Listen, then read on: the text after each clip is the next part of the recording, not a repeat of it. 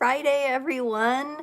Welcome to Frequency Friday. We're going to be doing card readings today. We're going to let the lovely algorithms carry this out into the feeds, into the notifications.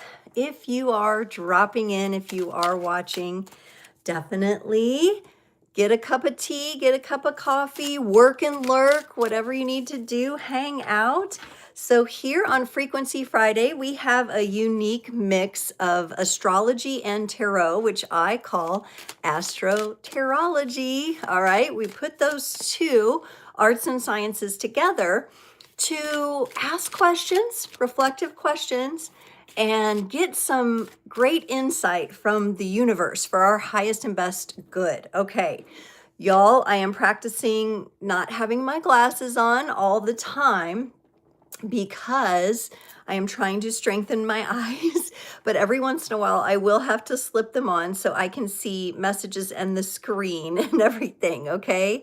Jason is here. I'm guessing I have good sound. Yep, there it is. Woo, too loud. Karen is here. Good morning, Karen. How are you? Oh my goodness. How are things? Is it warm there? What's going on? We're about to have maybe that winter storm. Thank you. Thank you. Oh, it froze for a minute. I don't know what happened. I'm moving according to me. Can you see me? Let me know. I can see me, and it seems like I'm moving. Karen says, I tried to watch Tuesday because Tuesday is when I put out the long form video for Astrotarology. So if you like astrology, you like tarot, then that's the episode for you. But this week, your attention is weird. Like I have sudden onset ADD. Interesting, because we're going to talk about that today. In the astrology, we have in just a few days from now, we have Neptune moving into Aries. When we're going to talk about this transit today, let me get one more note sheet here because today, you know, I'll just say, Karen, like first of all, the Aquarius energies often do kind of blow in and have us a bit discombobulated, if you will, especially coming directly out of Capricorn season, which is more earthy, grounded, steady, like steady as she goes. The Aquarius energies, they blow in and it's just like, hey. So now it's time to, you know, be a little bit more free-spirited. So ADHD, that might be why it just might be affecting you with those energies kind of blowing in. So it's -18 wind chill, but you thought it felt great. Yeah, we're supposed to have the record-breaking cold and who knows what. We could have 1 inch, we could have 18 inches, who knows. The stores here are crazy right now. The stores are absolutely crazy with people just rushing to buy things and them keeping up, getting stocked. You're watching squirrels. I love it. Oh, yeah. A couple weeks ago, I talked about our little squirrel issue that Jason took care of. They actually got in a place where there's some wood rot on our house. We had to patch that up until we can get the entire outside of the house redone. Fun, right? Fun. So how is everyone? Let me know. If you're dropping in, say hello in the comments. Today's live is a unique mix of the astrology transits going on right now and tarot. So we're going to mix those two arts and sciences. Let me know how you're feeling. I want to know your mood and how you're feeling. These are collective readings today, y'all, not personal, but coming up this Sunday evening, as long as I have power and electricity, I will be doing the live Q&A. So that's on the 25th, Sunday night, the 25th, from 7 to 8 p.m. Central Time. That's 8 to 9 Eastern, 7 to 8 p.m. Central. So if you would like a free personal mini reading, make sure you're subscribed first of all, and come on. The closer you come to the 7 o'clock hour, the more likelihood that I will get to you arises. So be sure to drop by. But yeah, let me know in the comments. I got Jason and Karen are letting me know. They're letting me know.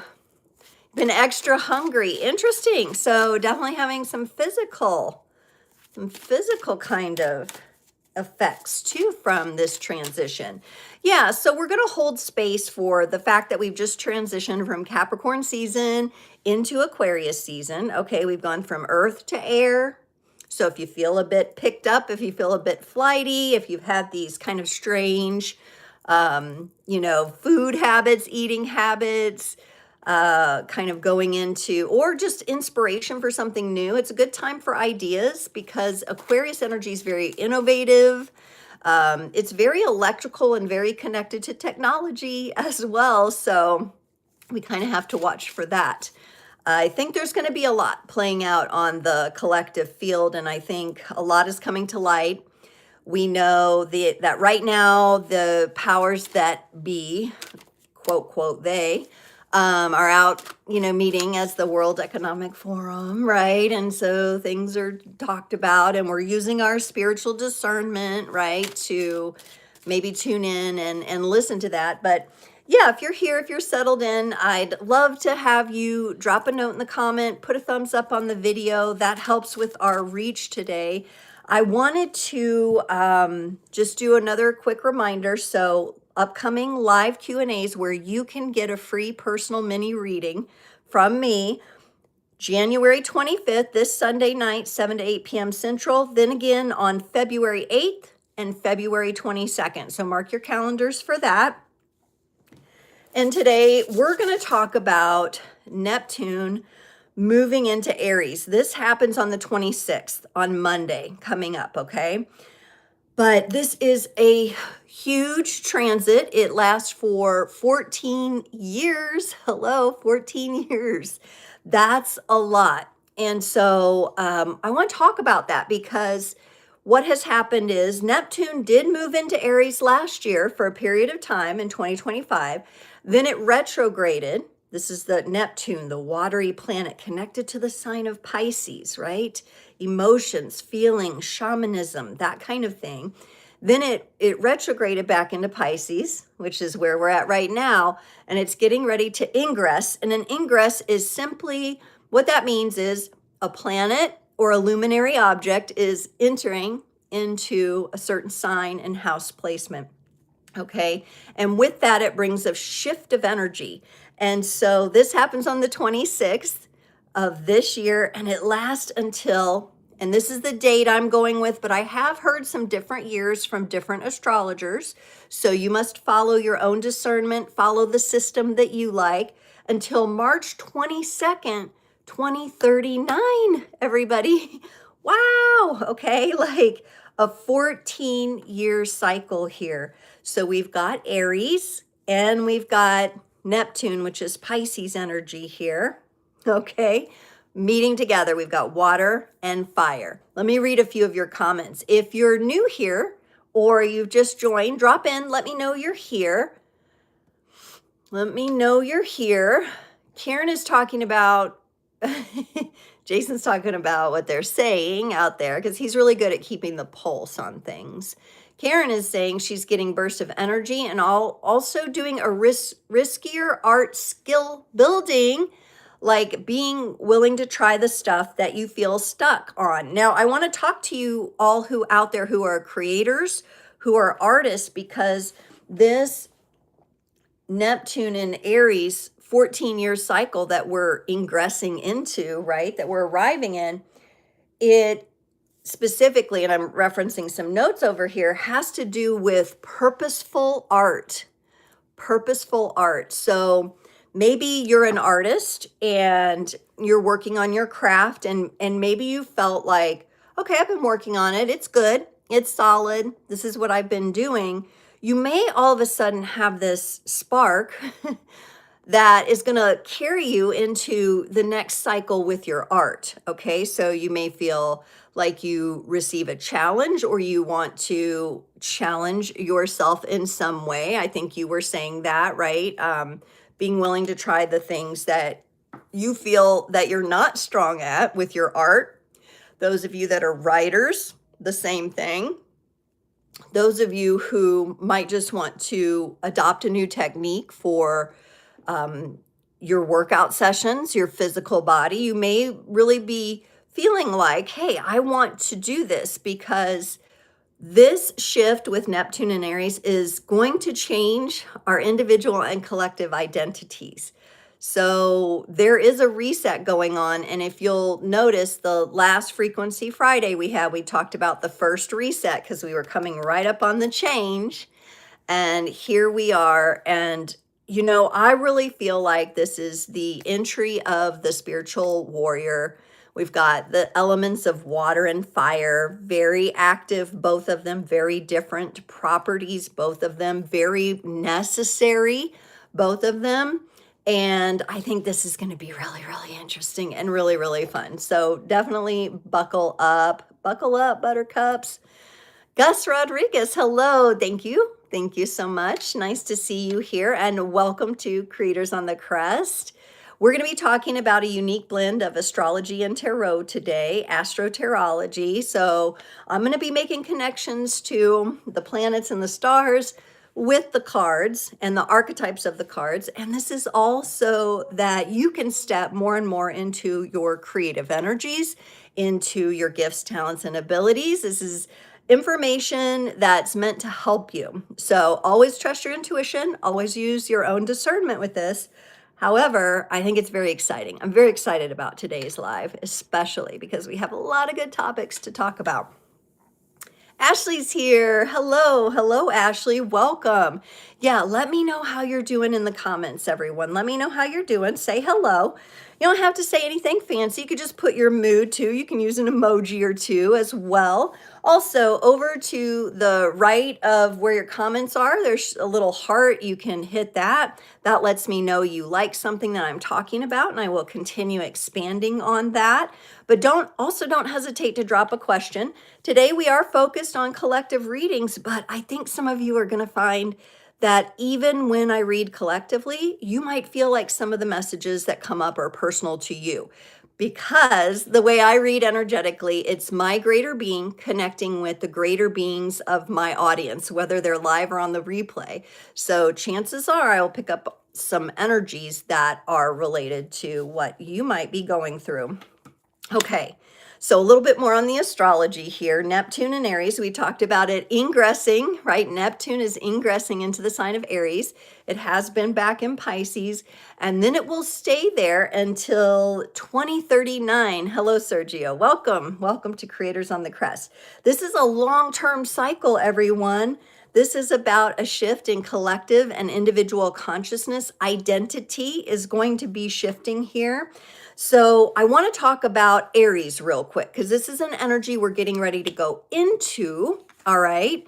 We're moving into with the planet Neptune. You're going to want to look at your own charts if you have access to that. I like AstroSeek, SEEK.com, to pull transit charts as well. So you can actually go and pull a chart for the 26th when Neptune is entering Aries, and you could see what your own personal chart looks like, which I recommend. But archetypally speaking, we're actually going to be working with the Emperor energies. So for the tarot, the Emperor card is connected to Aries. Now, first of all, you're noticing I'm using the color red today. The Emperor is wearing red.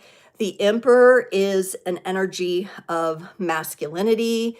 It can be connected to the father or father-related matters. The Emperor is often very confident specifically about taking action. So if there are some of you who have been feeling a little disillusioned or like you don't have momentum in the areas that you would like to, like you feel like you've kind of been just inchworming along, moving forward, The Aries energy tends to be some of the rocket fuel that will propel us forward quicker. Now, Aries does have the shadow side. The Emperor does have the shadow side, which is it can be impulsive. All right. It can be impulsive. Do watch out and be sure not to rush into decision making.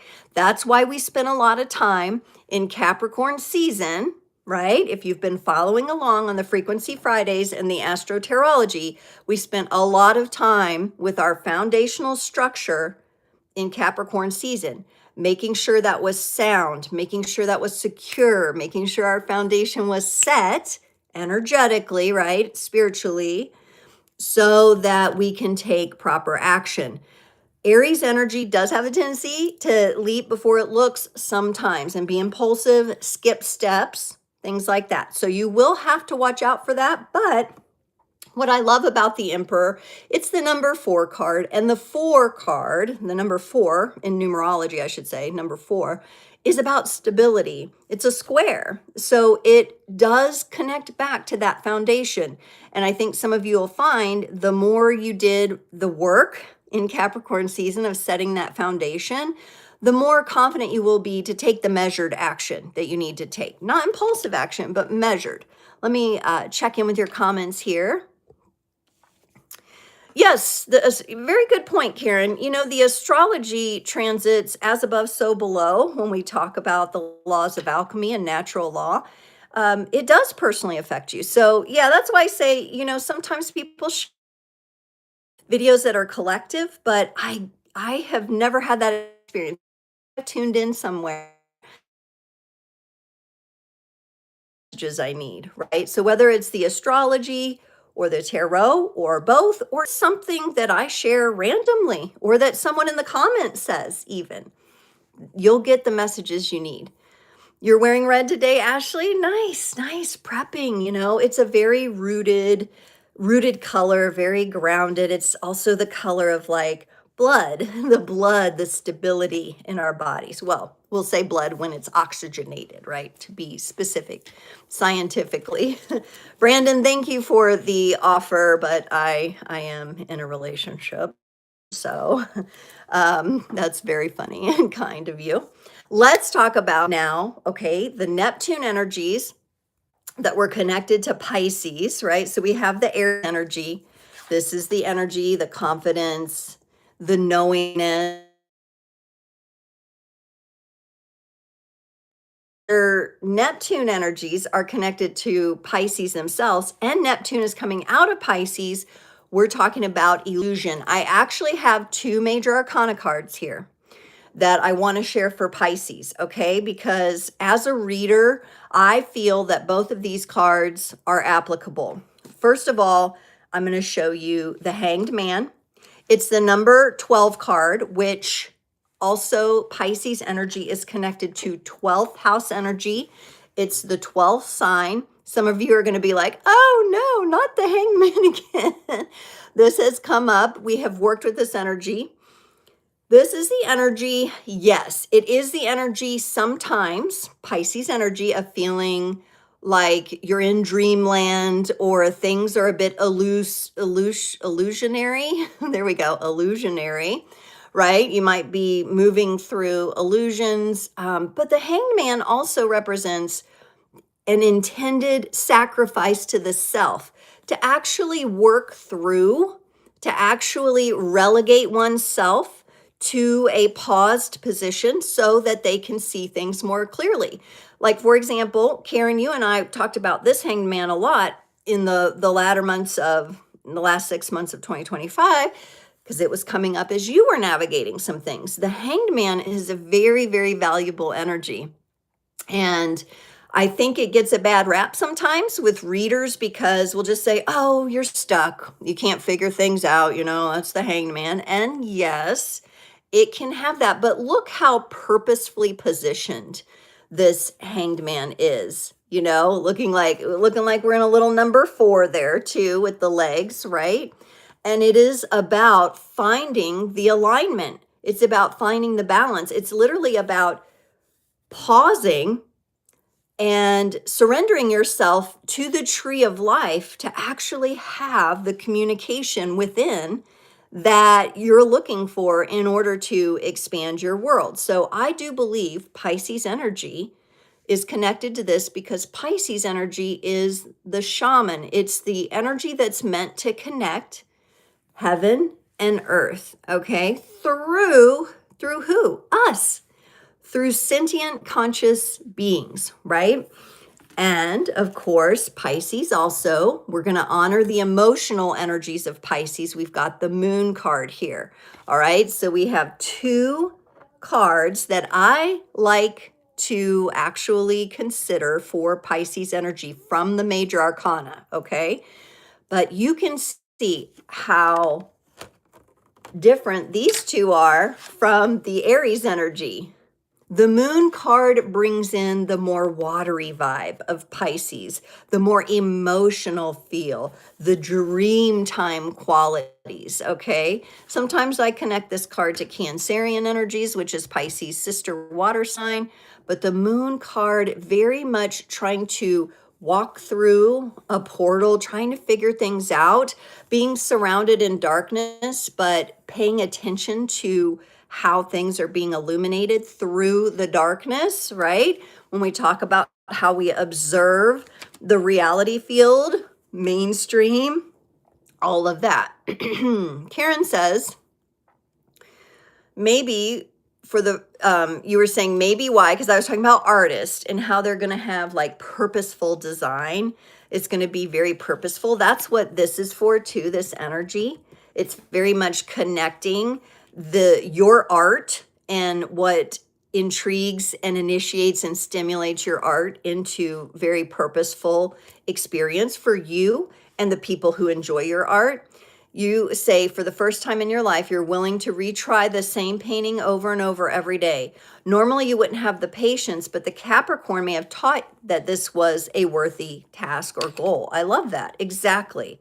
That's exactly the energy. And you may find after spending the time that you need to with that, the energies will open up and you will have more, what do I want to say, artistic freedom, or that feeling of artistic freedom. But there may be something to gain. There may be something to add to your foundation through taking the time to retry something and revisit a skill over and over. You've learned to love the Hanged Man, and maybe that's also relating to why you're really willing to practice things that you feel like you suck at. And you're probably, sometimes the things we feel like we suck at, we're better than average, but we don't even realize we are, right? Because we're judging ourselves hard. The fire was rising. I had to get a drink of water there for a minute. Okay, so yes, more about this trend. So I've shown you the archetypes from the tarot. Aries, the Emperor, okay? And then Pisces, a combination of the Hanged Man or woman and the moon, okay? Now, this cycle is going to be a 14-year cycle. It's going to carry us through all those years that everybody's triggered out about, like 2030 and blah, blah, blah. All these things are going to happen, right? And things are going to happen. Things are going to happen. Things are already happening. Our landscape is changing collectively and individually. And so the collective consciousness, your individual consciousness, all of this is shifting. Aries, first house energy, so we're moving from the 12th to the first house, that's the reset, is about yourself. It's about the individual. It's about your personality. And those of us moving through this 14-year cycle, where we're starting now and where we will be in 14 years is going to be so different and so unique. This is happening individually. This is also happening collectively. So it is crucial that all of us as creators, as creator beings, remember to stay in our creative modes, okay? That means we have to, while we may pay attention to the changes, Aquarius energy, especially right now as we enter this reset, Aquarius is very radical, okay? It's very freedom loving. There's going to be movements, there's going to be weather, there's going to be technologies, okay? All of this comes in with Aquarius. We've got huge things coming up in the month of February as far as transitions, the year of the fire horse. We're not quite there yet, right? We're feeling it though, but we're not quite there yet. So continue to move purposefully and creatively. That's my best advice, okay? And honor yourself, honor your own individuality, your personality. Some of you who may have been thinking about taking on a hobby or thinking like, wow, I want to do something creative, but I haven't landed on that yet. It may come to you, or you might benefit from trying some different things. Going to a meetup here or doing one of those painting groups, or maybe just trying some writing, you know, some free flow writing. I know a lot of you journal as well, and that is creative energy happening. Okay, so that's very, very good to blend in here. In your own personal charts, if you have access to your chart, it doesn't have to be a transit chart for this. It's just your birth chart. You're going to look at what planets or luminaries or points in the sky are in 0 to 4 degrees of Aries. So you're going to look at that personally for yourself, because that's where you'll feel it the strongest. So let's say in 0 to 4 degrees Aries, you have Mars in there, okay? So you're really probably going to get fired up to take some action. If you got Aries and Mars, where you'll have to be careful is, are you pushing too hard? Are you pushing too fast? Are you skipping steps, right? If you have 0 to 4 degrees, you have Mercury, right? All of a sudden, you might feel like you have very unique and different ideas that you've never had before, or you might be very intrigued to study something, intellectually stimulated in that area, right? And you may have a strong feeling about that because this is Neptune, okay? So Neptune is gonna feel it deep in your bones, right? Okay, Karen says, no, I definitely suck at what I was talking about.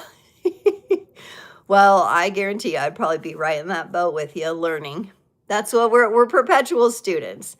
You went to an artist guild. Okay, guild is guilds. Okay, let's make a note of the word guild, because Jason and I were just listening to something about guilds may make a comeback, y'all, or maybe that's something some of us will be creating. I'll get back to the guilds, but you went to an artist guild meetup and you're considering going to a writer's meetup. Nice. Yes. Oh, you've got the Aries and Mars. See, this is what I'm talking about. You show up and you're just bring your energy and you'll end up getting these messages. So if any of you, others of you know what you have at 0 to 4 degrees Aries, some of you might not have anything there. So it just may mean you're still going to feel the energies and the transit energies. Especially if something transiting through that area might be making an opposition maybe to something on your chart, but maybe not as strongly or in a different way, right? We all have very unique charts. But yeah, let me talk about guilds for a second. I'm starring this. This is like the Aries and the Neptune energies here. Pisces and Aries are saying, pay attention.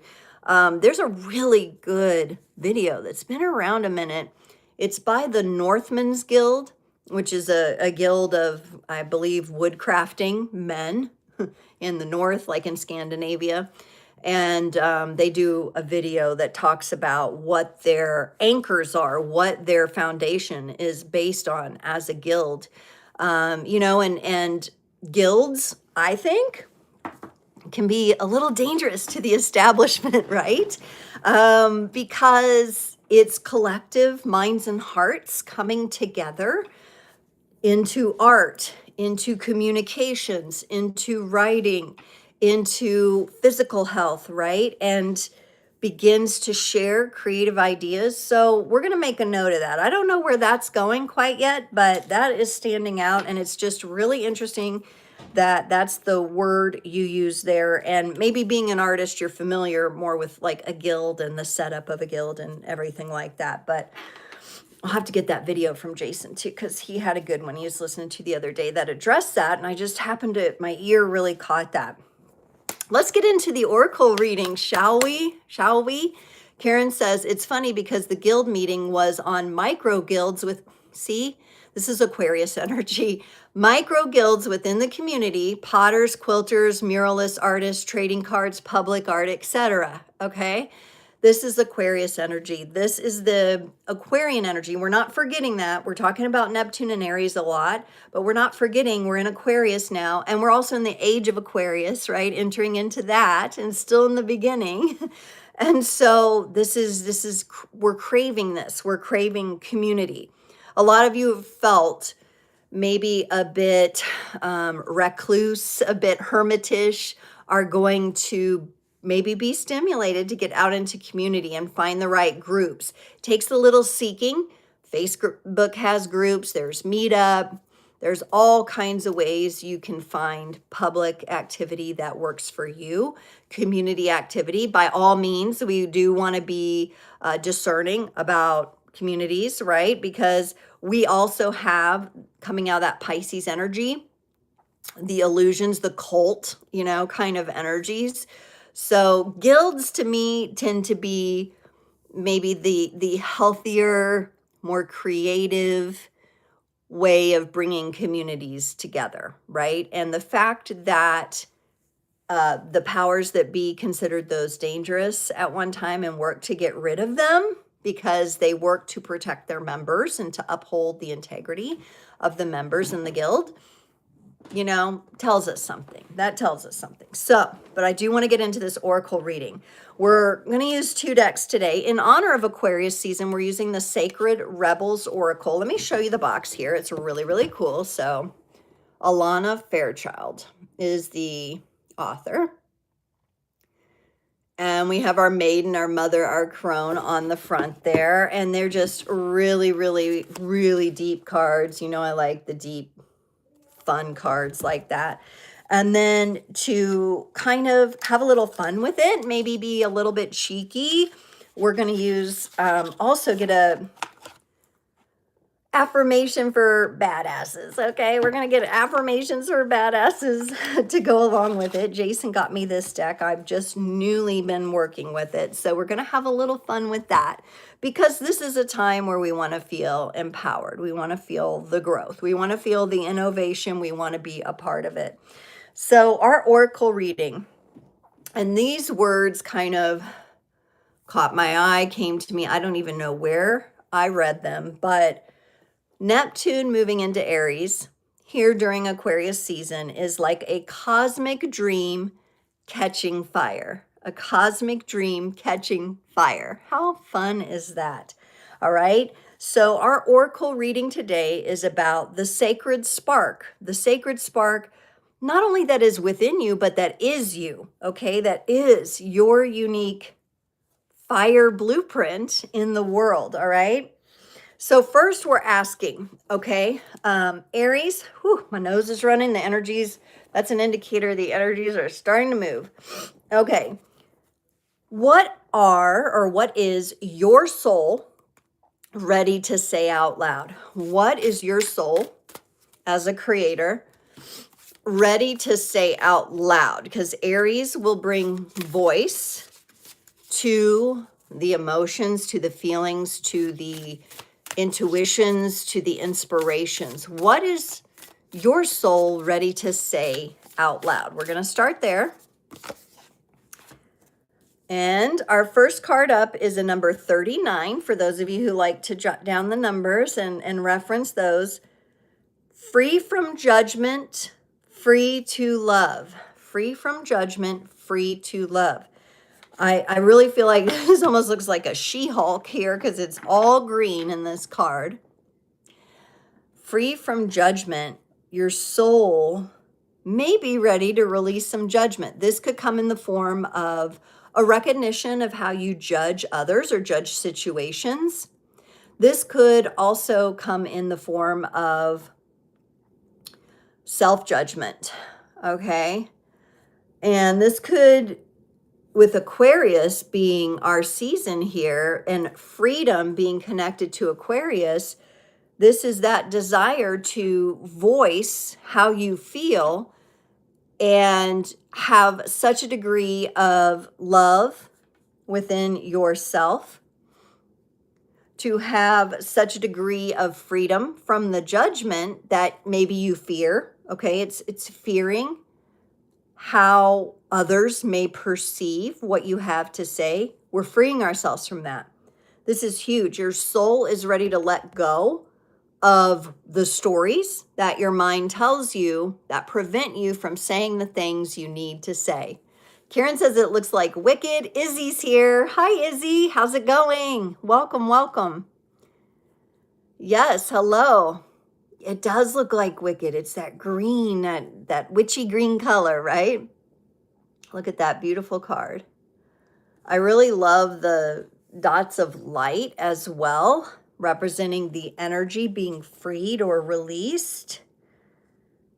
It's very difficult to tell, but it almost appears like her arm is reaching out and there's like a river rock here, or a river stone, which is kind of reminding me of that Neptune energy, flowing, more flowing. So maybe some of the action, some of the words are going to flow easier for you. I think some of you may be ready to say something and you have the confidence that the words will be there. They will flow for you. Lots of flowing energy in here too that I love. All right, how about a badass affirmation here? Because, oh my goodness, the badass cards are a little more cheeky. They're a little more cheeky.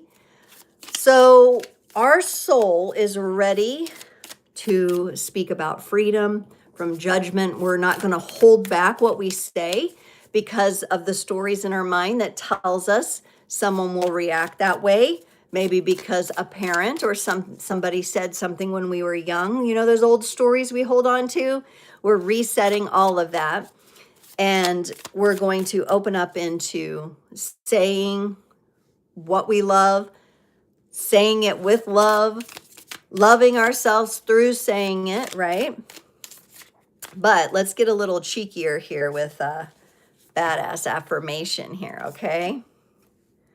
Ooh, we're letting them know I'm not just a snack, I'm the whole damn meal. I love it. I'm not just a snack, I'm the whole damn meal, all right? So yeah, for some of us, this could be really showing up as we are. And, you know, we're going to talk today about like who we are when we're not performing. Okay. And I love a good performance, y'all. I have Venus in Leo. I get a little dramatic. I have, my son is a Leo, my 12-year-old son. I love Leo energy. Okay. But we also are moving into that personality and that self. And I'm always saying, and I have to remind myself of this, that I am the algorithm. You are the algorithm, okay? We don't need to play the game of algorithms out there, right? With the synthetic technological algorithms, because we, as creator beings, we are the algorithms ourselves.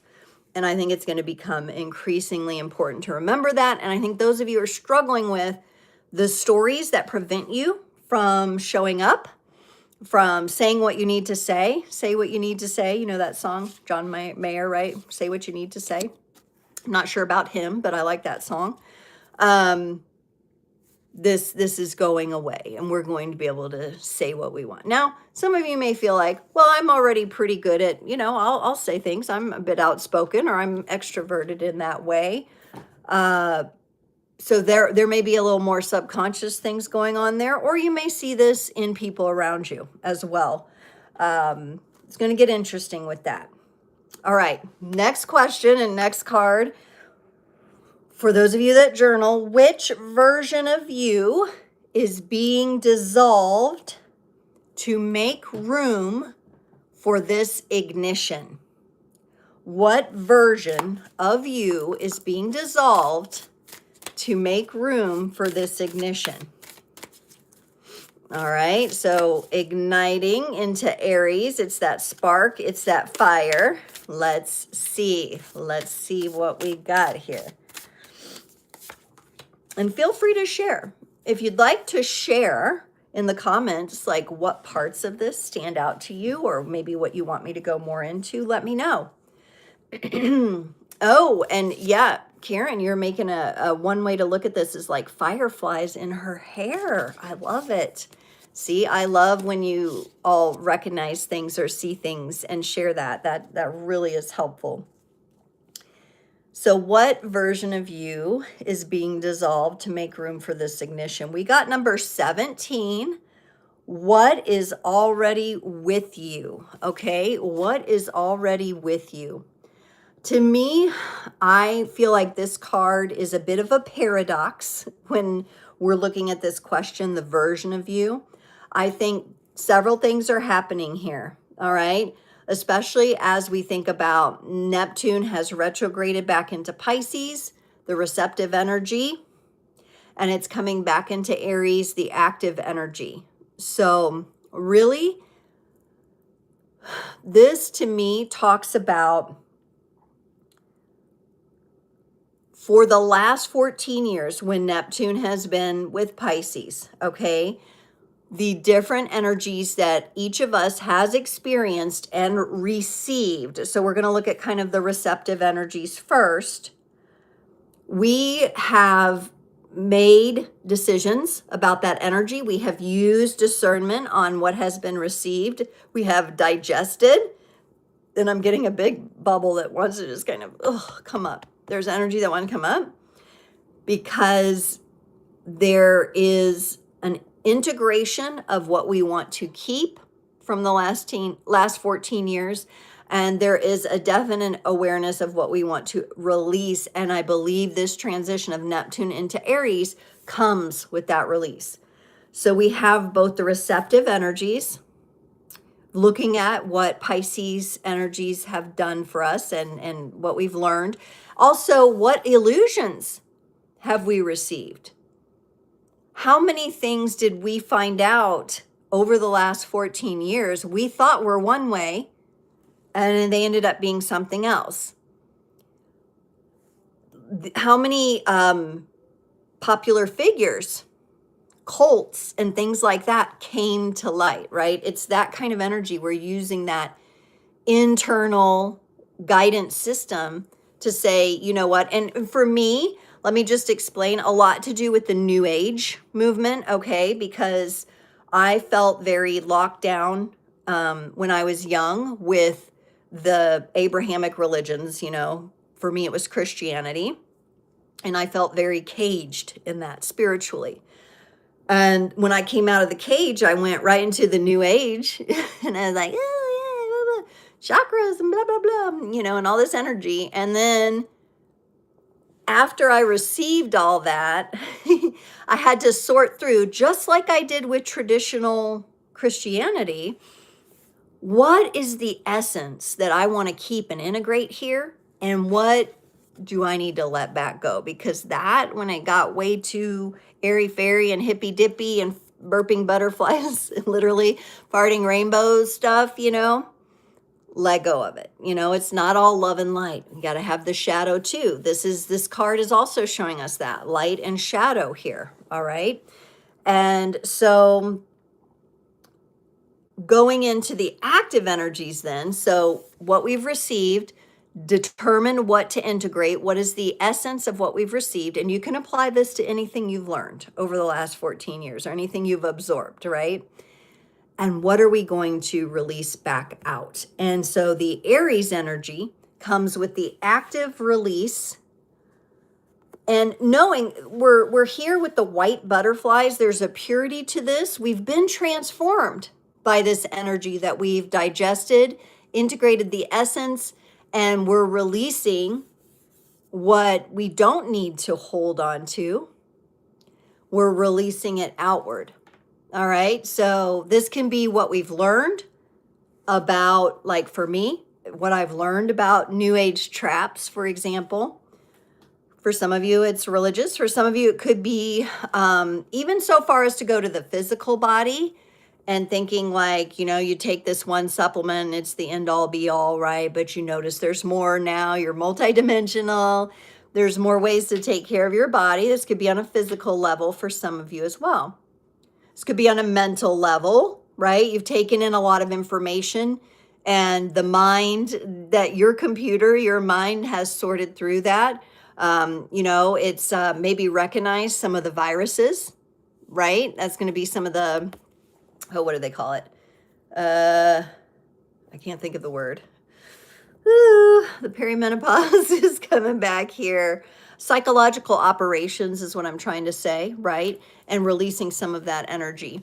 Karen says, I laughed. 17, what needs to be dissolved. I identify with 17 because my birthday is on the 17th. What is already with me, being the title, so funny, sounds like some real letting go of, yes. And this is, remember, this is more of like the illusionary self, not necessarily your core, right? And your connection to your heart core essence and all of that. All of that remains, your soul, right? All that pure energy. You're releasing the things that, and some of these things, maybe they did serve you over the last 14 years, but now you're entering a new cycle and you're letting that go. Laverne, hello, welcome, welcome. Beautiful to see you here. Yes. So which version of you is being dissolved to make room for this ignition? As Neptune moves into Aries, we're going to get a little cheeky affirmation from our badass affirmation deck, which I love. It's so fun. Ooh, I love this. So despite all the energy, the shadow travels we've done, the light travels, navigating through massive amounts of energy and information over the last 14 years in this Pisces energy, right? We got, I show up for myself every effing day. Even when you're going through these resets, even when you're going through these changes, even when you realize you've been duped, you've been fooled, and there's something you have to let go of. Even if you're like me and you have a public audience and you have to say, yeah, I was wrong about that, you're still showing up for yourself every day. You're human. You make mistakes. That's okay. We're going to love ourselves. We're going to honor what is within us at this phase in our journey, and we're going to keep showing up for ourselves. And to me, that speaks to commitment and dedication. I really like that message from the Badass Oracle. To me, it's less funny and it's more like, yeah, we got this, you know. It's more like that because we're igniting. And so we are going to show up. And sometimes, you know, as I learned, those of you who were with me in like December and earlier, I had several times where I'm personally, for some of my transits and some of my astrotarology, I'm learning how to do things differently than I did them in the corporate world. I'm learning to rest instead of push. And I'm learning that even in rest, there is still honoring, there is still activity, there is still release happening. There's still energy that is transforming when you're resting. And so, you know, many of us have been working on that as well. I've had many women come to me and said, I've been working on being attentive to when I am overburdened or overextending in masculine energy, which a lot of you have that happen in your career, your workplace, right? Because it's like everything needs to be done yesterday. You hurry, hurry, hurry. I'm going to pull you into this energy. You got to do it right now, you know? And I don't care if you have a headache. I don't care if you don't feel good. Like there's no room for feelings at all whatsoever. Really hard energy to navigate during that Pisces, Neptune and Pisces transit, right? So yeah, of course, a lot of us learned through that. We left those environments. And, you know, the defaults got kind of pounded into us over the years. So like I said, it took me 2 years to detox that. A little different for everyone. For me, it was like a 2-year mark. And I was like, finally, I felt the shift. But, you know, however it plays out for you, honor that. It makes you who you are. It contributes to the ignited you that's moving into this transition with Neptune moving into Aries. Just a reminder for anyone that wasn't on before, you're looking at your own chart between 0 and 4 degrees of Aries to see what planets and other points might be there to kind of help, you know, you see where it might impact you the most. Our next question is, what is the first spark that I need to pay attention to? Okay, so we're like, oh, we're moving into this huge 14-year cycle. Neptune and Aries, what spark do I need to pay attention to? And it's actually quite beautiful. It's quite simple. And I love this. Number 3, inspiration. This is your inner muse, okay? The inner spark of inspiration is absolutely what you need to pay attention to. What are you inspired to do? And just have a look at this card here. It's kind of reminding me a little bit, I'm looking at, like, it reminds me of like Orphan Annie from the Annie movie and musical. She had a lot of inspiration, right, to take things in a different direction. There's all kinds of flowers and lots of bees, like lots of bees buzzing around. It kind of reminds me too, like, of if you've seen the Harry Potter movies, that room of keys where all the different keys are like flying around and they have to get the one with the little, it's the one with the little broken wings that like unlocks the door. That's what we're looking for. What are we inspired by? It reminds Karen of the Who character from The Grinch. Yes, definitely looks like that as well. I love how like the energy is just kind of going this way and very cosmic. And I've got a little bit of vibe of like the honeycomb kind of vibe over here. So what is the honey? What is the nectar of your own inner muse, of your inspiration? I know for me, like baths, like when I take a salt bath, I get a lot of inspiration in there. I mean, things will just come to me. I have to keep paper and pen handy or a voice note to myself because I get glimpses of things. So I would also consider the first spark to pay attention to would be the environment you're keeping yourself in, right? Are you carving out time to be in stillness? I think stillness, especially since we're moving into Aries and we kind of have this shock from Pisces to Aries, trying to get in the stillness when everything is just shifting so quickly and powerfully, that's tricky stuff. That's the real spiritual work. Let's get this one is poking out from the affirmations for a badass deck. What is the first spark to pay attention to? Oh, this is nice. And it goes along with inspiration in the sense of the value that your inspiration has. I'm not high maintenance. I'm just worth it. All right. So your inner muse is calling out to you. I'm not high maintenance. This is not the kind of inspiration that comes along with the to-do list and you got to do it in the order. We're out of Capricorn season now. We don't need the list. Simplifying it. We're simplifying this. I'm not high maintenance. I'm just worth it. It's worth pursuing my inspirations. It's worth pursuing what I value. I don't have to make it perfect. I don't have to be perfect coming out of the gate. I can take time to be creative, have a little fun with it, let loose. You know, I have definitely been one to use the excuse of, well, it's not quite set up exactly the way I want it. That perfectionism comes in and like keeps me from doing something or keeps me from doing something in a bit more messy way because, oh, you know, and that's just self-sabotage. That's just that fear. That may be one of the things I'm releasing personally this year. I've definitely been a creature of that because I have Taurus moon. I like my comfort zone.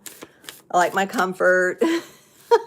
Jason knows this, like in the background of when I'm doing stuff, I'll have like Star Trek or Stargate on because like just the sounds of those things or like Lord of the Rings just brings me comfort. It like comforts me.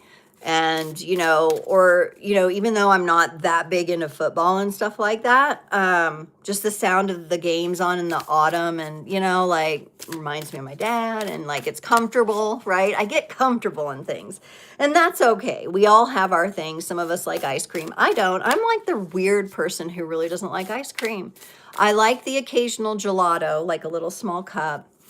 But just eating ice cream, I don't know. I'm a chocolate cake, chocolate chip cookie kind of gal. What about you? What kind of desserts do you like? Speaking of comfort.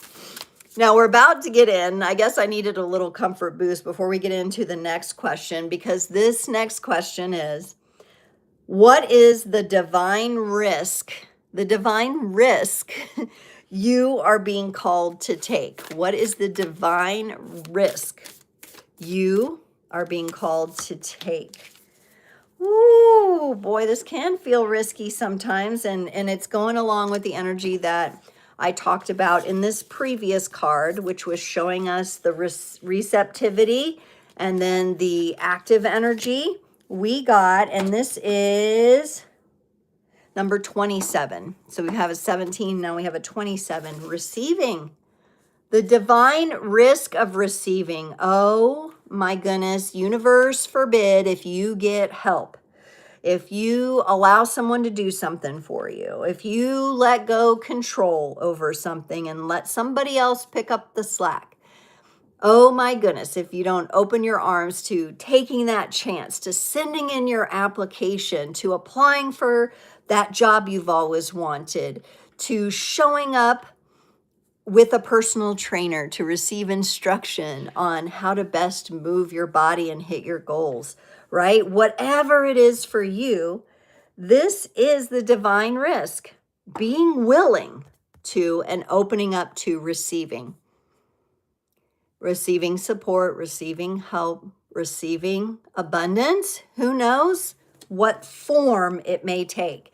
And what I'm struck by here, I'm going to look a little closer with my glasses here, is that it's as if she's sipping maybe some cacao or some tea here, and the form here, look how this is, it's kind of like all connected to her backwards and forwards.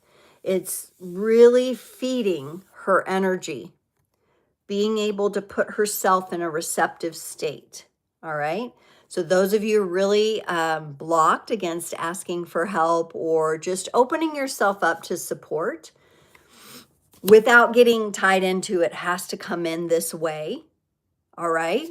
Receptive energies. This is a risk because some of us want to have more control, right? Let me know, how do you feel? Let me know if you're still here in the comments. And then how do you feel about how good are you at receiving? All right. Even a compliment. How do you do when someone compliments you out of the blue at like Target or whatever, How do you receive that? Or do you be like, oh no, that's nothing really? Or do you actually be like, oh wow, thank you so much for saying that and sharing that with me, Do you truly receive?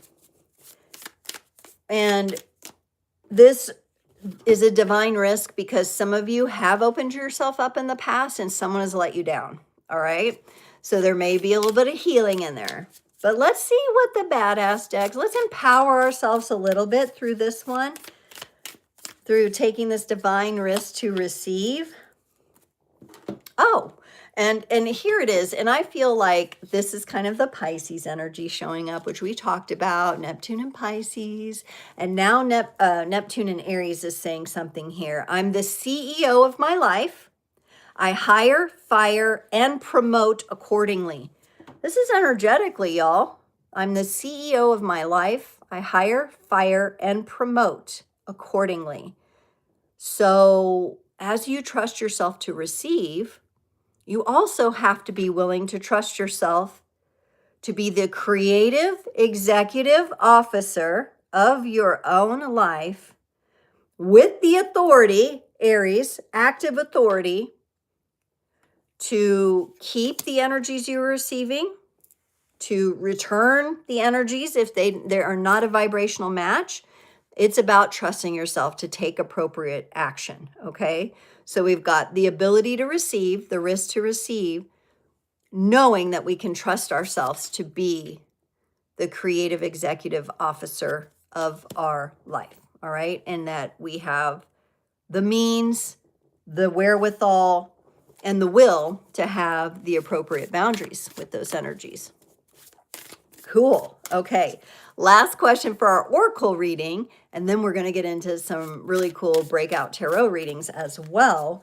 Last question. How do I find personal peace while the world is firing up? Okay. So Aries energy, it's a bit warring, right? Even in my thumbnail, I talk about the new warrior. The new warrior masters how to find personal peace when the world is firing up. This is the lovers in dangerous times kind of energy, right? When there's so much negativity, so much suffering, so much violence. How to find that personal peace while the world is firing up. Ooh, interesting.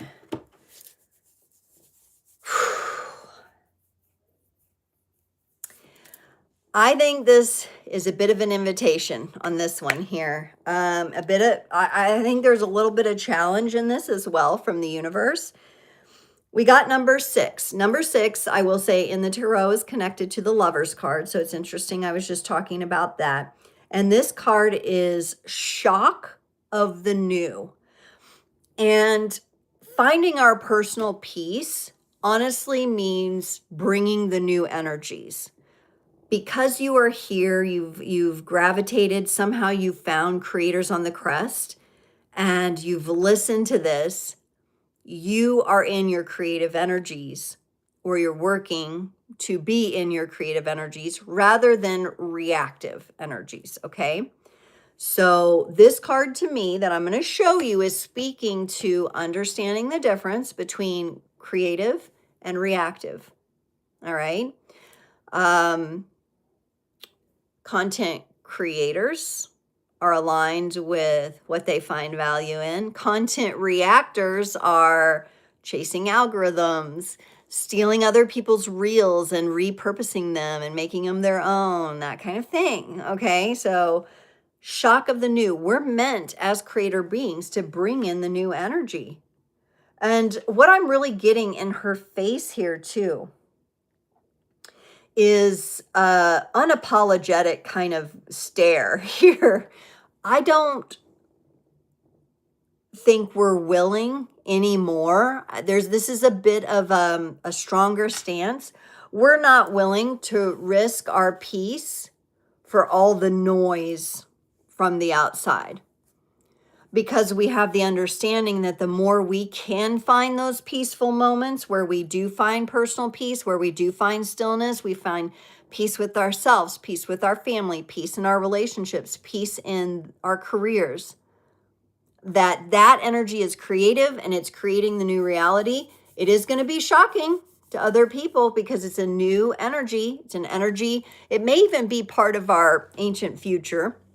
So if we kind of like take all the timelines and say, hey, everything's happening at once, past, present, and future, to me, this feels like a divergence or a convergence point.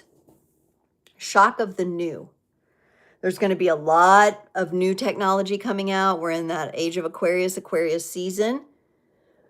How do we protect our beautiful peace? It looks like we're pretty well positioned to do that. We're not going to bow down to whatever. Excuse me. Whew. No matter what comes our way, we're going to protect our peace. All right. Flying cars, protect your peace. Even faster internet, protect your peace. Avatars walking around out there, protect your peace. All right. Knowing that we are in the creative energies too. We're creating organically, naturally as well. And we will have to figure out a way to navigate all of this, because this is very much a time where technology meets organics. All right? Humanity. That's what's really going on. Woo!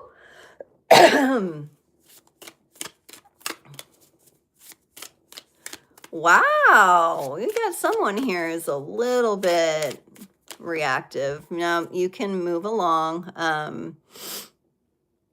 We appreciate you commenting. It's not a one-size-fits-all world. I appreciate your comments because they help me grow. So thank you. They help put me out in the algorithm, but you know, that is not protecting my peace if I allow you to talk to me that way. So yeah, we don't do that. See, exactly.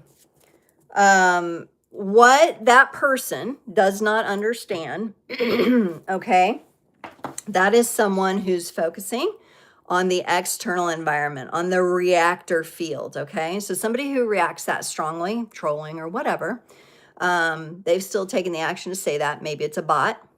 Maybe the bots didn't like that. They are in the reactor field, okay?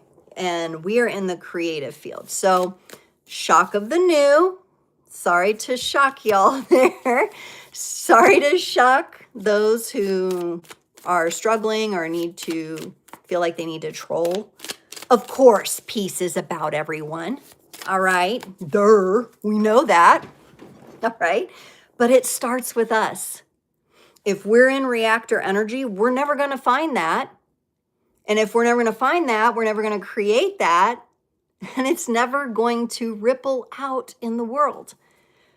But the only thing we can control is our personal accountability to that. Right? So that's my TED Talk, my mini TED Talk.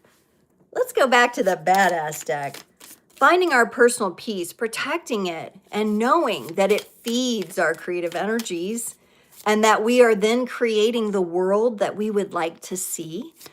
We would like to see less violence, right? We would like to see less poverty, less imbalance in the world. And where we have our power is within. We already talked about that being within us. We already got that here in the Oracle reading. So going on to the badass Oracle here, let's see what we need to know.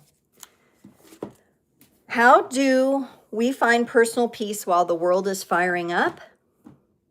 We can. We're very steadfast on this. We're standing very strong on this. I can, I will, and I'm doing it like a badass.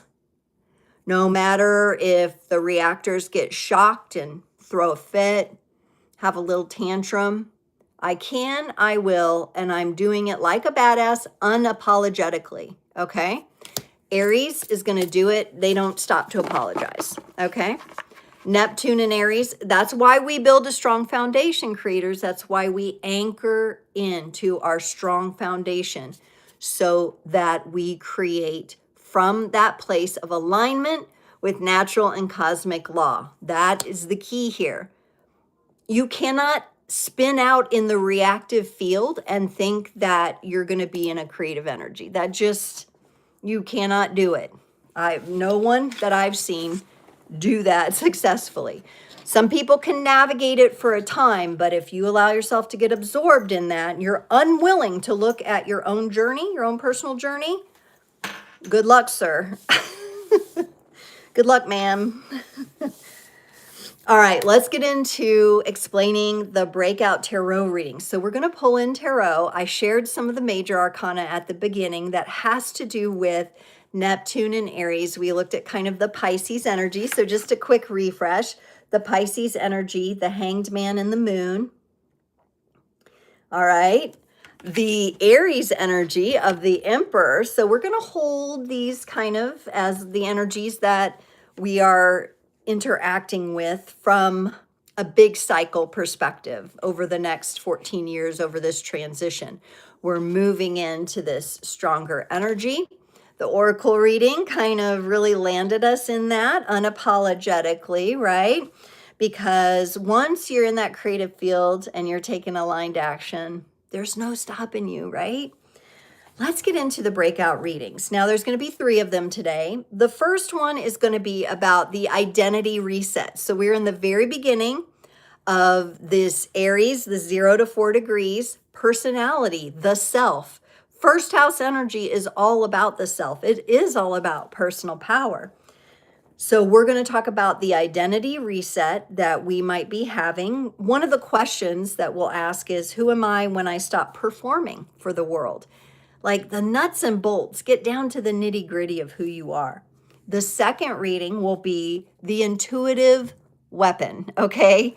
Now, this isn't necessarily about weaponizing. I want to make it clear here. It's not about weaponizing. It's not about manipulation. This is about identifying your primary psychic gift, okay? That's so important for you to practice and get to know and use over this cycle of Neptune and Aries, all right? So it's about connecting with that, not from a place of violence or danger or anything, not that kind of a weapon. It's kind of like that secret weapon, you know, and sometimes that secret weapon is very loving and it's very powerful in that way, right? Remember, we're the new warrior. We're a different kind of warrior now than we have been before. We're identifying a different aspect of our masculine and feminine warriors, our active and receptive energies. Karen said, it's funny, I had to remind 2 friends this week that their work doesn't determine their worth. Ooh, great point there. And factors in a lot to this identity reset. Very, very, very powerful. Yes, that's great. Hi, Heidi. Welcome. How are you? Welcome to Creators on the Crest. Feel free to make yourself at home. We're getting ready to do some collective astrotarology readings. However, I will say that if you're tuning in and if you're listening, oftentimes you will find the messages you need. And this is a good time for me to remind everyone that this upcoming Sunday evening from 7 to 8 p.m. Central Standard Time, I will be doing free live mini readings where those of you that would like, you can come in from 7 to 8 p.m. here on the channel on Sunday. You ask a personal question and I do a little mini reading for you. It gives you a chance to get used to my style. Definitely come in closer to the 7 o'clock hour because that hour tends to fill up and I don't always get to everybody and I hate that.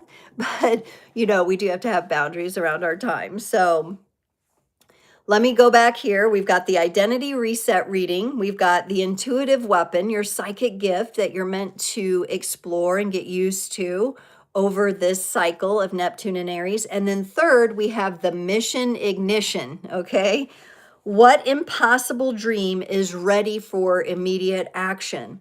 So for those friends of yours, Karen, you know, maybe your conversation with them is first about reminding them that their work doesn't determine their worth. I know a lot of very powerful creator individuals that are still working in like a corporate environment and navigating that. And, you know, it's not a one size fits all world. We're all learning things as we go. Sometimes it can get us a little down. Sometimes it can get us a little stressed and drain us, right? And we have to have that reminder, but also how might these friends be ignited in a new way? What could they receive into their life that might help them? So, you know, the mission ignition is all about what's the impossible dream, impossible, right? Impossible that's ready for immediate action because we're coming out of Pisces, the dream, the impossible dream into immediate action of Aries. And how does that align for us? So let's get into it. We're going to use one of my favorites, the Light Seers Tarot. The Light Seers Tarot here. All right. Beautiful deck, very vibrant. And we're going to get first into the identity reset. So the question for this one again is, who am I when I stop performing for the world? What do I need to know? What do I need to remember? And this is about authenticity and showing up as who you are. But remember, as we shift Neptune into Pisces and Neptune into Aries, we're changing our identity. So there may be some growing pains here. We may be getting used to who we're becoming, right? And not in a bad way. But, you know, it can be a situation where sometimes people are uncomfortable with us changing. They want us to remain the same, right? So let's see what this is. And I'm going to get a couple tarot cards for each reading that we're going to go over. And then I'm going to pull a few oracle cards to kind of put the cherry on the cake, so to speak. Journey to the Divine Masculine and Journey to the Divine Feminine, which I love those decks as well. So who am I when I stop performing for the world? I love this card coming up for us. We got the Queen of Pentacles. You are yourself. You are at peace. You are stable. You are grounded. You are happy with what you've been able to accomplish. The more you align with your own authenticity, the more grounded. Pentacles is an earth energy, and we've got a queen here. Now, she's not the king. She doesn't need to go show this actively, okay? Remember, this isn't mission ignition yet. This is identity reset. She is becoming this within herself.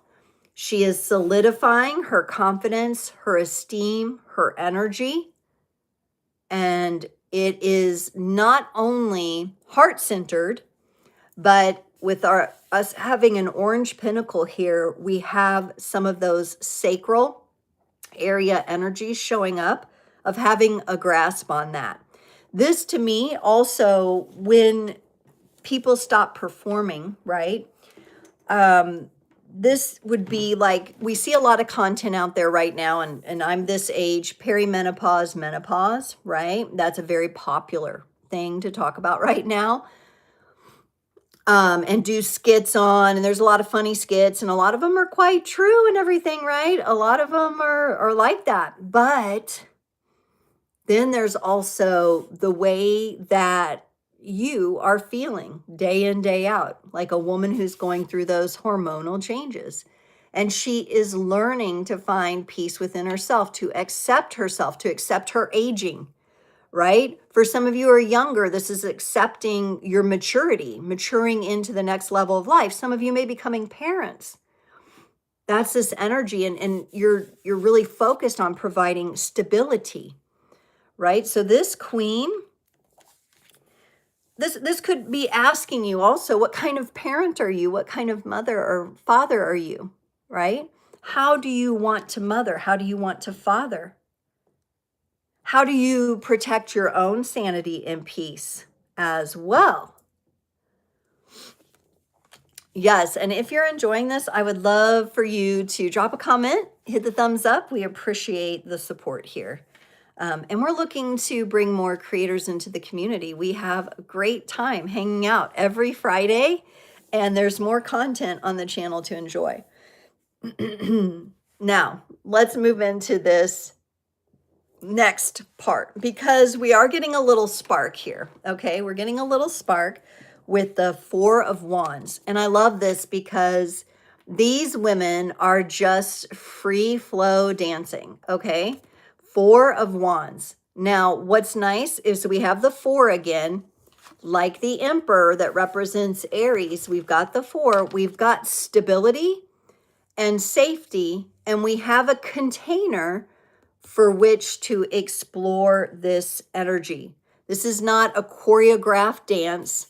Let's put the music on and let's just freeform dance. This is your ecstatic dance, free flow, belly dancing, things that shake and groove and move the energy in celebration. Picking your favorite song, putting it on and dancing while you vacuum or whatever you're doing, right? Having a good time with this. Who are you? Are you someone who can have fun? I know in my life and the way my chart is set up, I can get a little too serious sometimes. And so people around me are like, do you have fun? Like, you know, or I could be I could be having fun, but I'm more stoic, right? How do I allow that joy in? And some of you may know, if you've been following on Instagram, I went to Zumba class. I started going to Zumba class again. And for the first half of the class, I was like just trying to follow along, get the steps, you know, but then I was like, wait a minute, I think I got this, because it'd been a while. I was a little rusty, but I began having fun. Put a smile on my face, which is great to do when you're working out, because you're like, and at first your smile's like, oh, this is hard, you know, but then you just start to relax. You start to have fun. All of the shifts in your neurotransmitters and your hormones, they begin to take place, and you begin to feel the energy move, and it's just really great. Ashley says here, joy and music and friendship. I like that card a lot. Yes.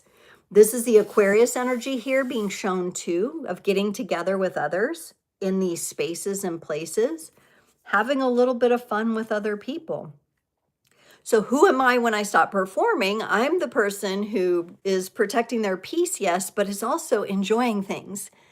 I'm able to be happy without feeling guilty.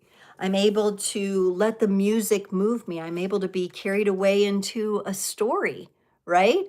I'm able to be carried away into my purpose and mission, but in a very flow and unforced way, in a container of my own foundation, yet free flowing in the cosmos. That's great. It kind of reminds me of like star travel. You know, for some of you that might kind of be the case, you know, the lover, the dreamer, and you kind of is what I'm getting. Did we have these a couple of weeks ago? Yeah, some of these energies may have come into the readings. These exact cards may have come in before. Let's look at what the masculine energies are saying about the identity reset. So what might be happening for the men, if there's any men on the live right now, our husbands, our boyfriends, our brothers, fathers, uncles, etc., sons, right? How is the masculine handling this identity reset? What might the masculine say? Oh yeah, this popped right out. I'm going to get to what does the masculine say about this Aries energy? And as I was about to say, Aries and Emperor energy, the warrior popped out. So the masculine energies are showing the warrior. Wow, what a potent card that is.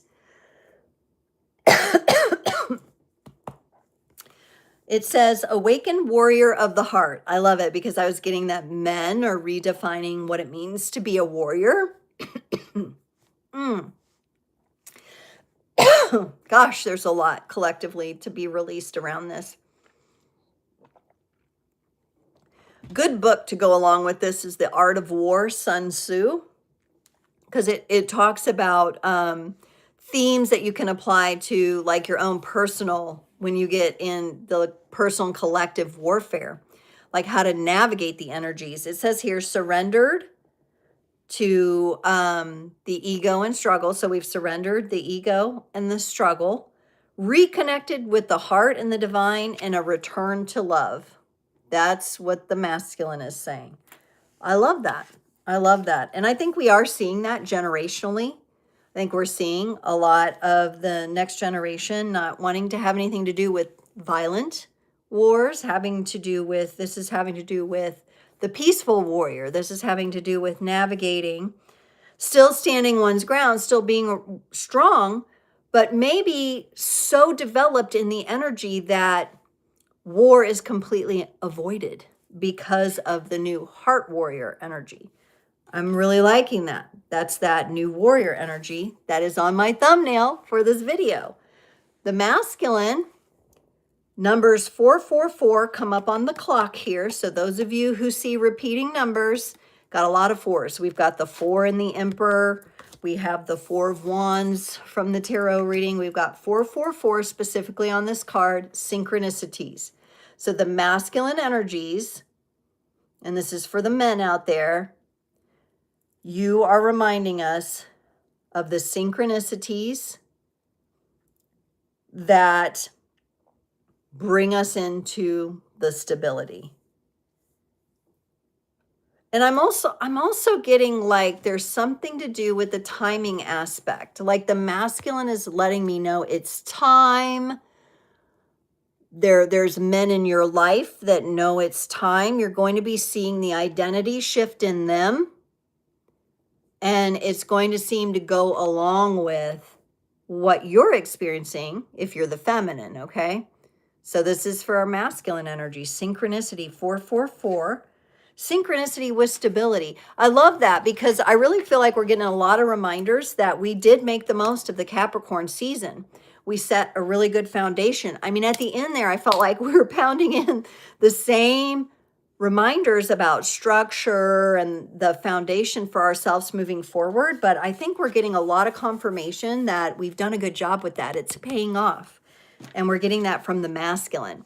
Let's see what the feminine would like us to know. So this is for the women out there, the energies on the feminine. This is also, you can look at it as in right and left brain, yin and yang energy. You'll also see these energies playing out in the collective as well. But what are the feminine energies here for who are we when we stop performing in the world? Oh, nice.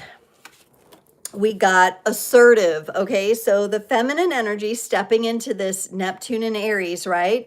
We're bringing along those emotions and our connection to the emotions, our ability to ground the emotional energies, to not be manipulated through those energies, and we're becoming more assertive, standing up for ourselves in a calm and positive way, able to get one's point across without upsetting yourself or others. And, you know, it's very interesting that I practiced a bit of assertion just a little while ago on the video, right? With a comment that was made. I'm not saying I'm perfect at it, but remember we got that shock of the new, and we are committed to protecting our peace. And so we may need to be a bit more assertive. This may come out for some of you in the workplace, dealing with a controlling type of energy, boss or coworker. We've definitely got that showing up in the picture here. This could be at home with your partners, of being a little more assertive about something you need or want or would like to see happen. All right. This could be more assertive from the perspective of putting yourself out there unapologetically with your art or a new path that you're taking, and no longer fearing like what everybody's going to think, but doing it with assertion. Now, we also have this beautiful reflective energy coming in on the feminine. I love this card as well. Pictures, okay? So who am I when I stop performing for the world? It's so interesting that we got pictures here, because we know as we travel in and out on social media,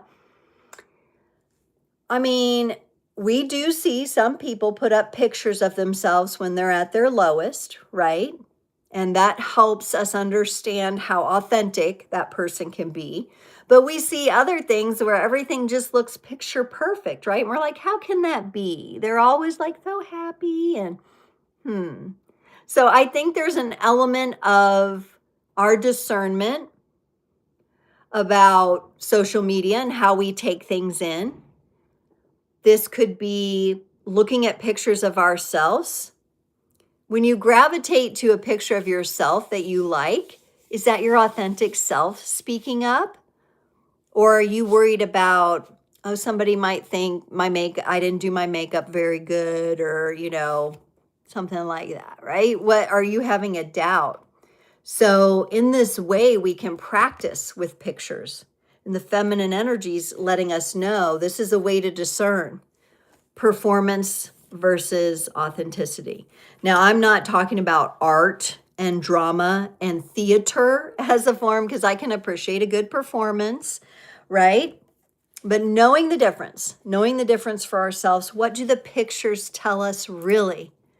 As we look, as we observe, as the observer, but then also as the experiencer ourselves with our own pictures. Maybe the pictures we take tell us something. Maybe we take nature pictures. Maybe those inform us in some way, shape, or form. Maybe some of you have caught some interesting shots of things in your picture taking. Take a look. Maybe it might be time, you know, have you ever seen on your phone, it puts together like the little conglomerate of pictures and puts music to it? Maybe look at that. There might be something in there for some of us with that. Okay, cool. All right, the identity reset is happening. It's probably going to keep changing. It's very mutable right now, and that's okay. So we're not going to have like all the answers, but we've already talked about that initial spark with the inspiration, which is beautiful, that inner muse. So we know we're bringing our inner muse, and the inner muse is like our co-pilot, right? Going along with us. Let's get into that intuitive weapon, okay? And it's not weaponized for harm. It's weaponized for gift and strength, right? It's gifting. What is your primary psychic gift during this 14-year cycle? And then how to utilize that, right? How to utilize that. Because remember, Aquarius is very freedom focused, very innovative. So it only makes sense evolutionarily as technology advances, so does our inner technology, or organic technology is advancing. Never forget that. So maybe some psychic gifts are going to come online for some of you. I think we have kind of two sets. I'm feeling kind of two threads of people here. And I'm going to get kind of specific because I just am. Okay. And in the first group, I think some of you are going to begin to visually see. It could be energetically, but I'm also getting like visually see the aura or the energy of people, their pain body level. And the reason that I say that is we have the Three of Swords here. Some of you could honestly be like psychic medics where you're able to see and then focus in on the areas where someone is holding pain or holding that energy. Now, this could be very physical for you, like all of a sudden, you know, you're walking around and you begin to see color tones or darkness and light spots and dark spots in people. All right, so I'm getting very, very specific here, but we have swords energy. Three of Swords is about pain and being able to see that, okay? This can be very informative for you. Now, some of you may have more of that just kind of feeling and that inner knowing where you're you get close to someone, and we've talked about this before on this channel, where you get close to someone and you feel sick and you have to like get away. So some of you will have that as well because you're picking up something that's leaking out of that person. All right. So some of you, this is going to be something that you're getting into. I would especially, what I'm getting since it's Aquarius season is you can kind of test this. If you get an opportunity to go people watch just out in public, somewhere you can sit and just watch people mulling around, right? That would be a good way to practice the energy. So like how to do it and just see, just observe. I am getting also too, because I have this with my vision as well, because I'm dealing with several different issues and I'm trying my best to heal my vision and to prevent it from getting worse, is that sometimes, so if you do wear glasses, when you're practicing this, take the glasses off, okay? And don't squint, relax the eyes. Allow the focus to change. Allow the eyes to move and wander slowly, okay? So for those of you who you resonate with this, okay? Now, and I can see the words on the screen, but I cannot read them. I cannot make them out. So I put my glasses back on, but I'm trying to train myself. And every time I go on a walk outdoors, unless it's like a super bright high noon kind of sun, I don't wear glasses or prescription sunglasses. I take that off. All right. So we're kind of removing screens. And I think it's better too if you're not looking through a window. The more you have the direct, it feels like is best. Heidi said she's had this, and it's where you picked up the energy. You told someone they're pregnant with a boy and they didn't even know. Yeah, exactly. That's what I'm talking about. Picking up energies in people's bodies. Now, sometimes they'll give you that recoil, but sometimes it might be something beautiful like what you're saying, Heidi, where you're like, oh, I sense the other life in there. How interesting is that? And who knows? Who knows in what ways that we're connected on that soul level that this can inform you. So some of you, that's gonna be the key. Now, I think this other group that I'm seeing here of people, you're gonna be really happy about this. Because I think it's been a long time coming. I just feel like, I just feel like I inhaled a bunch of smoke and need to cough it out. Like walk by somebody who was blowing out a cigarette. That's what it, yeah, for whatever that is there, okay? This next group of you here, your psychic gift and some of you might have both of these, okay? Everybody's gonna be a little different. Some of you may have neither of these, okay? So may not be everything for everybody, but if something lands in you, roll with it. Trust your intuition. Some of you are really going to become, I am seeing like, maybe this is like referring back to emotional energy, like what Karen was talking about with her friends. Okay, that's like I'm reminding my friends of something. But some of you are taking it into a deeper psychic gift having to do with love and romance. We got the Two of Cups. This almost feels like psychic matchmaking to me. Like some of you may have gifts of being like that energetic matchmaker. But I also get this on a very personal level for some of you where you're going to be stepping more strongly into these gifts for yourself with your own discernment and awareness about how your energy mingles with others.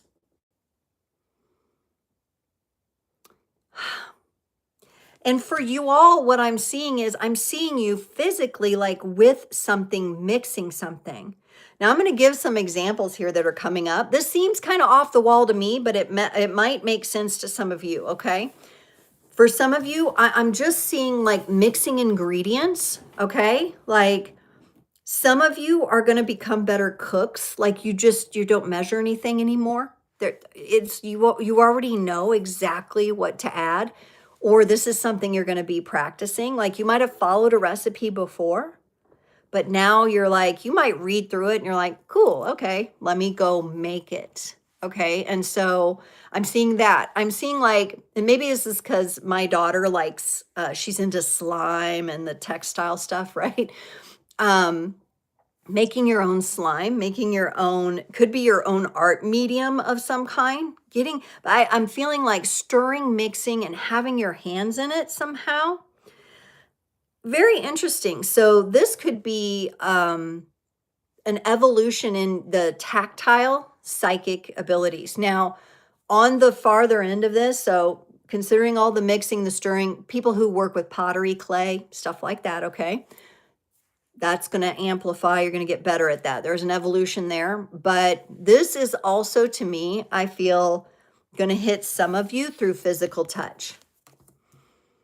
Like you put your hand on someone's shoulder. And you know what I'm thinking of is I'm thinking of the, what's that called? Charmed series with like Alyssa Milano. And she had the power, like she'd touch someone and have like a psychic. I think Wednesday Addams had this too. And, and she just have that.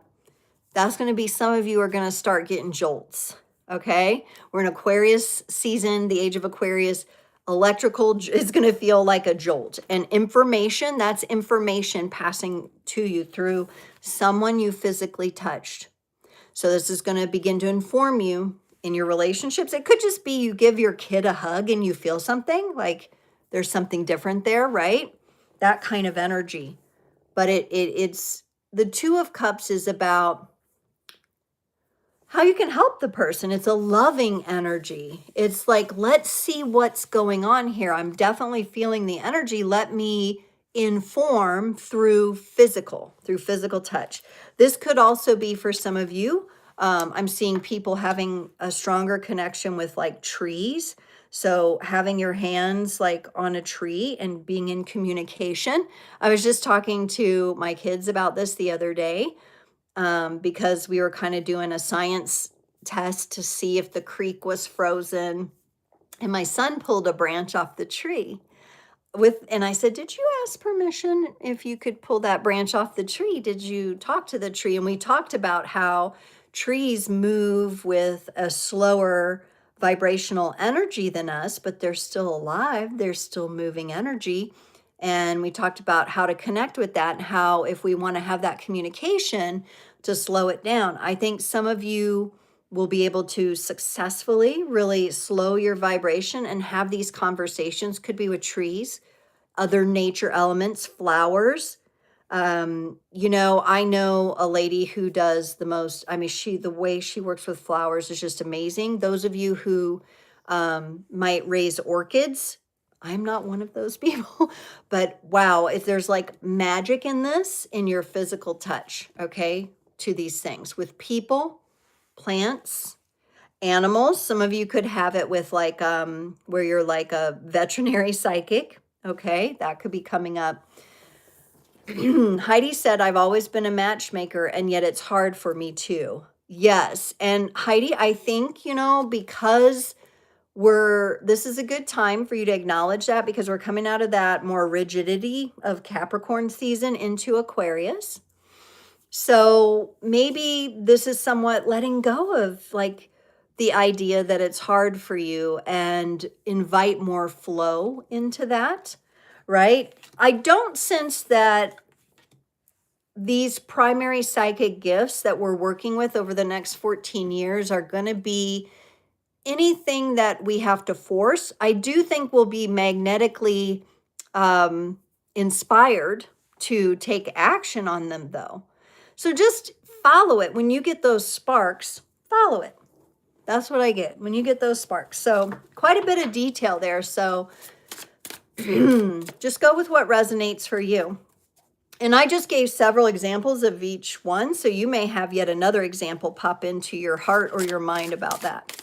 Let's see what the masculine energies have to share about your intuitive evolution, your intuitive weapon, meaning what's going to inform you, what's going to help you. And the masculine energy is coming up with very optimistic. So Heidi, when you're saying it's hard for me, the masculine energy says, sister, you got this. We're gonna cut off that apostrophe T and we're gonna change it to I can do it. We're not going to force it. We're not going to then say, I can do it, and then just go to try to do it right away. We're going to allow this energy, our psychic gifts, to come online. We're going to allow them to speak to us. We're going to allow ourselves to be inspired, remembering the different energies that we got in the oracle messages today. And I will have timestamps on the replay within about 24 hours or so. So if you want to go back and watch that part, okay? So this is allowing. Laura, hello to all. Thank you. From Paige, a card for your guide, from your guide. So Laura, I will do one-on-one mini readings on Sunday evening here on the channel from 7 to 8. This is a collective reading for our whole group of creators out there. But oftentimes you do find personal messages, so stick around if you can. Right now, we're talking about our psychic gifts, talents, and abilities opening up over the next 14 years as Neptune's in Aries. And we're getting a lot of positive encouragement from masculine energies. This is the Journey to the Divine Masculine deck here. And the masculine is reminding us to be optimistic and to take that inspired action when we're feeling inspired.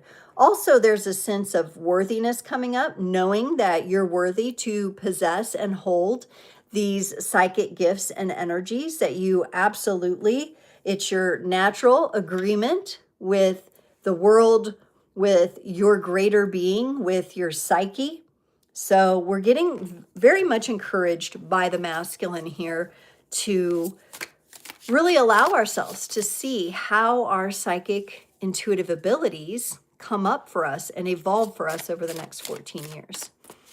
Thank you, Laura. Yeah, I hope you can be there on Sunday. I'll do one on the 25th, and then in February, I'll have one on the 8th and the 22nd, 7 to 8 p.m. Central here on the channel. I would love to see you there. Come on and ask a personal question. All right. Going into the feminine energies when it comes to, our intuitive weapon, our psychic gifts coming online in the next 14 years, right? A lot of people do say right now we're going through a period of spiritual warfare. And I really do believe that. We kind of have this like technological stuff going on. We have all the brainwashing and the programs and the psyops and all the things, right? And we're having to sort through all this really dense energy. So in order for us to do that, it really is about embracing our own evolution. And that will help us navigate. And I believe the feminine energy is very much saying that because she comes up with her own warrior card here. Let me read it and then I'll show you the card again. A sacred mix of both masculine and feminine. So that's balancing out the active and the receptive energy, strength, determination, and courage, receptivity, spirituality, and tenderness. Yin and yang are balanced. And I just love it. Let me bring up, because the first tarot reading, we got the masculine warrior energy. And now we have the feminine warrior energy. I'm so glad these cards came out for us today, the new warriors that we are. The masculine spoke of being very heart-centered, right? The peaceful warrior, the path of the peaceful warrior. The feminine energy is talking about balance and understanding the unique balance, the balance that we find within and without. Now, for those of you who might be a bit focused on relationship or relational energies, remember that part of the psychic gifts I was feeling for some of you was very alchemical. It was very tactile. Some of you are connecting with or encountering soulmate energy. Or if you are kind of gifted with that matchmaker ability, you can see. This could also be the case for those of you who are very... your psychic gift of visualization and seeing the energy around people. You're going to be able to see when people have these types of connections and when they don't, right? You're going to see the type of energy flowing between two people. But this could also be for you personally. The feminine energy is coming in and talking about those soul level connections. So this could also indicate those of you who are really exploring your psychic intuitive gifts over the next 14 years could bump into a soulmate. Could be romantic for some of you, but remember, soulmates come in all shapes, sizes, and forms, right? You could get the wisdom of a 3-year-old. That is your soulmate, right? Laura had talked about sensing a baby in the woman that was pregnant. That little baby could have been one of your soulmates. Who knows? Soulmates can come in friendship form as well. But that's really, really interesting because here we are, we're going deeper into ourselves. We're figuring out how we're evolving. Things that we thought were impossible are now possible. Aquarius invites us to really get innovative and explore all of that. And Neptune and Aries says, go with it, take action on it. Let's get into our final tarot breakout reading, the mission ignition, okay? This is that Aries energy of like, let's go, fire it up. What impossible dream do you have or have you been holding that is ready for immediate action? So let's see if we can nail this down. What impossible dream is ready for immediate action?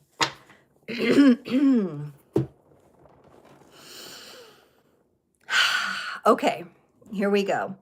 Now, I want to first, the mission ignition here, it's all about firing things up.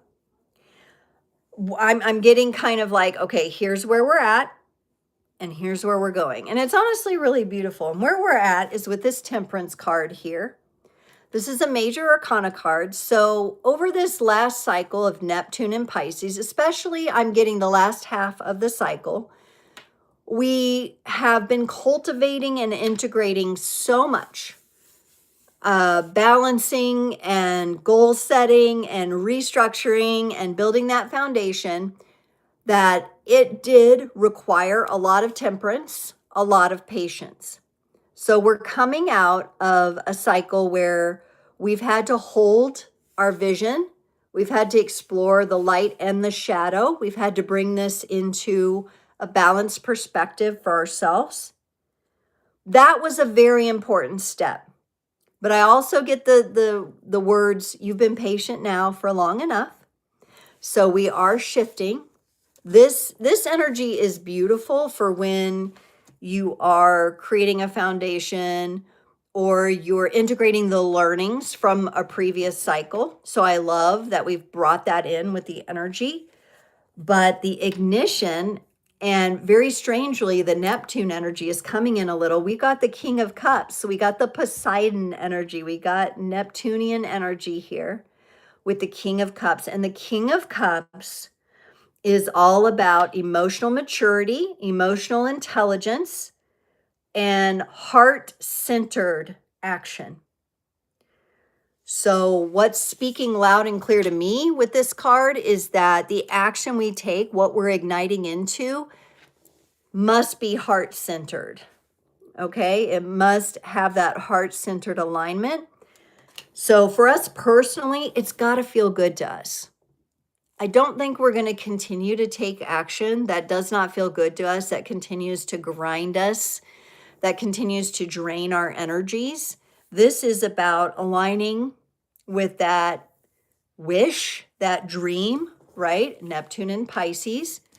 And you've been toying with that energy. You've been playing with those thoughts for a while to get them integrated. And now you take action through the heart.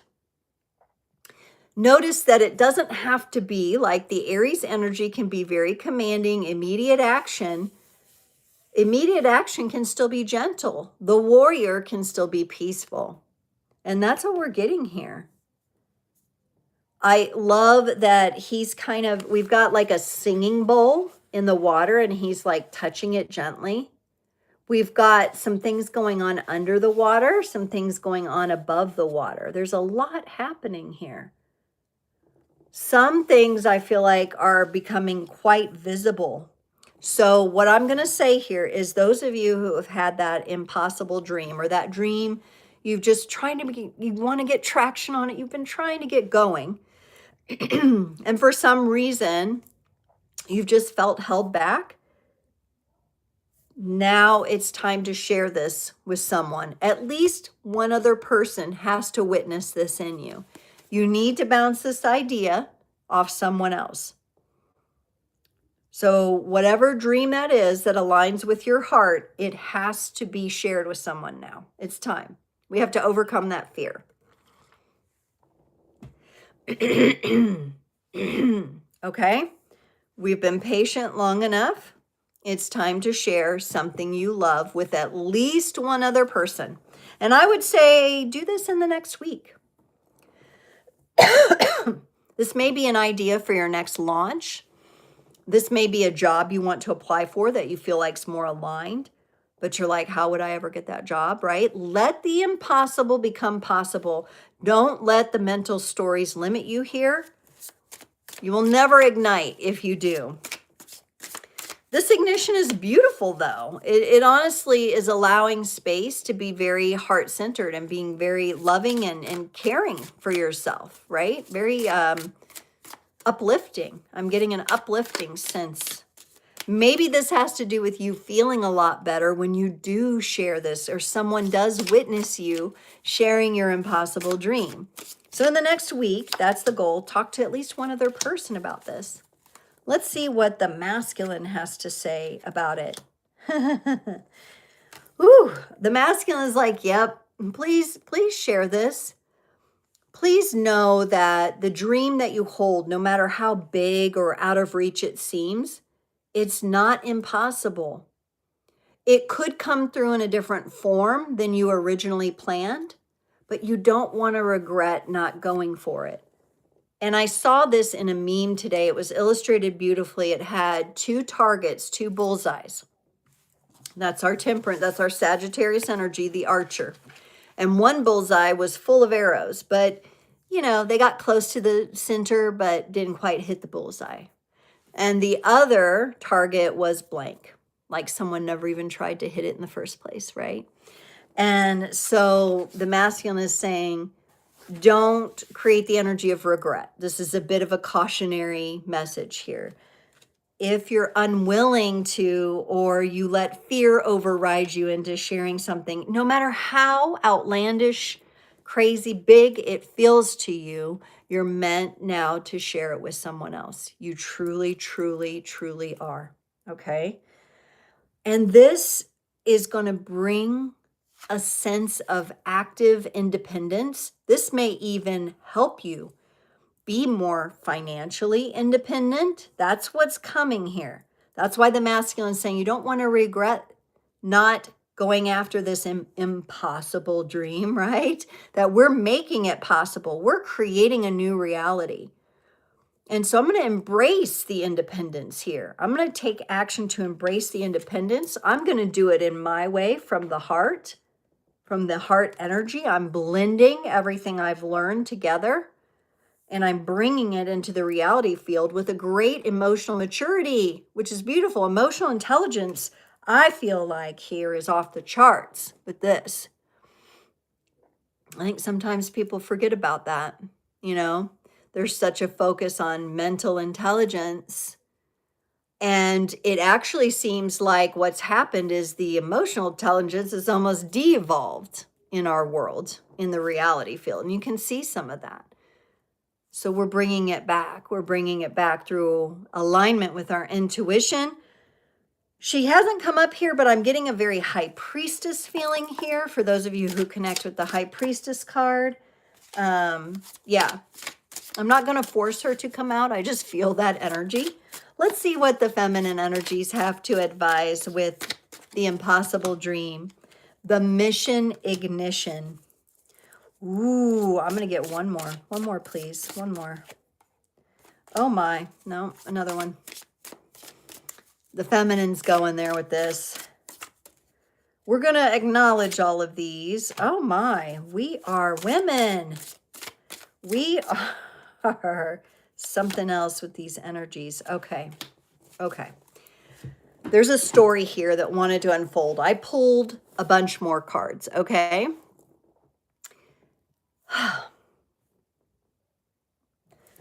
The feminine energies, when it comes to this impossible dream, ladies out there, you, or if you're a man and you have an important woman in your life, she may be or may have been going through feelings of hopelessness. Like, I have moments where I connect to my dream, but I have no idea how to put it out there. And this is depressing for me. She may have, or you may have, if you're this woman, karmic family, ancestral patterns, relationships with someone in the immediate family, brought back from previous lifetimes to work things out peacefully. And that could be throwing a little wrench in your game here. Okay. So some of you are dealing with that. Let's have some compassion if you are someone who's dealing with hopelessness, karmic family. Some of you may feel the feminine energies here are saying, okay, you're a little overwhelmed with the chaos. This can come from the karmic family. This could come from that sense of hopelessness that just puts you in that chaotic void state. Okay. I'm going to navigate here back to the major arcana card of the hanged man or the hanged woman in this case. This is not the energy of hopelessness and being stuck. It's the energy of looking at things from different perspectives, acting upon different perspectives that bring peace. Remember, we're going for the peaceful warrior, not chaos. Some of you, though, let's be real. Some of you women have dealt with some of this stuff, or you're still steeped in it. And part of why you don't feel like you can launch and ignite what you want to is because you're sorting through this energy. So we're going to acknowledge this. She's also pissed. This is that feminine rage and anger that needs to come out. Some of you might have this in Pluto to Mars transits. I have a square of transiting Pluto to my natal Mars. I have to be very mindful about, and I love cardio kickboxing and stuff like that. Zumba, things where I can shake things off with my body, where I can shake off some of this anger and rage. So some of you have it in your charts or in your energies, or it could be from a specific situation. So you might need to go take that martial arts class after all and learn, break some boards or something. Do this safely with an expert, okay? Scream into some pillows, okay? We could safely say you could scream, be careful, please be careful. But you could do these things, right? These are some of the things coming through because some of you feminine are still carrying this energy. It needs to be released, needs to be let go. So we're going to go back, what is already within you, some of it needs to be released. Some new energies need to be received. So we're going to tie it back. And here's where I think we're going with this, ladies, because when you do this, when you work on navigating through those trickier energies, it's about recognition. And this isn't about recognition like somebody's giving you a Medal of Honor, right? This is about being proud of yourself within yourself, giving yourself credit for all of the hard work, yes, that has been put into your journey of healing, okay? This is where you look yourself in the mirror and you say, I love you. I love you. Look at how strong you are to move through all of these challenging energies that you've been through. You are truly a badass, okay? And we might have to get another badass card here. And this is about recognition within yourself of how much you've overcome. So your ignition, your impossible dream could be a little clouded by some of these energies that still need to be released. And that's okay, because you can take action. So your, immediate action to take might be to release one of those things, whatever stands out for you.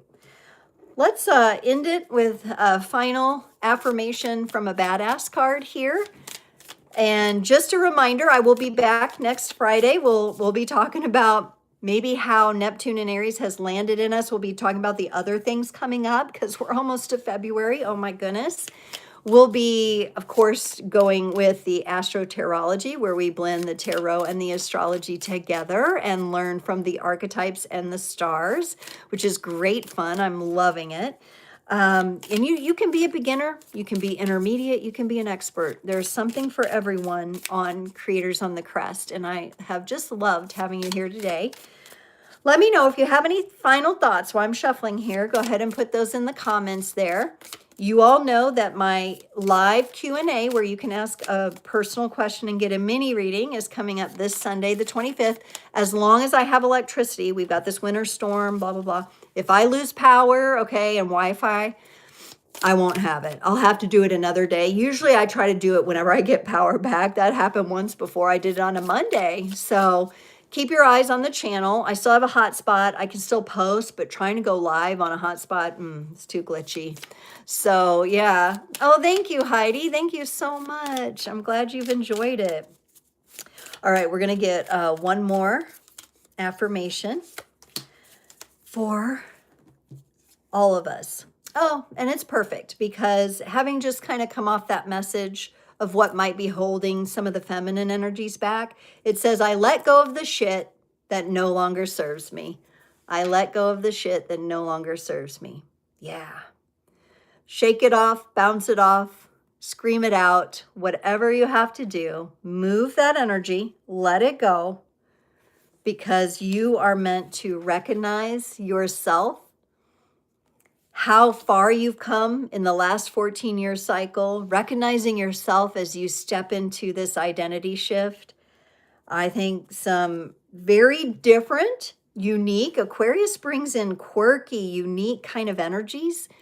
I think some things are coming our way. Be open to that. Be open to receiving something that's a little quirky or a little different than you even expected, right? So we're letting go of those Capricorn energies, which kind of hold on to things and more planning and rigid.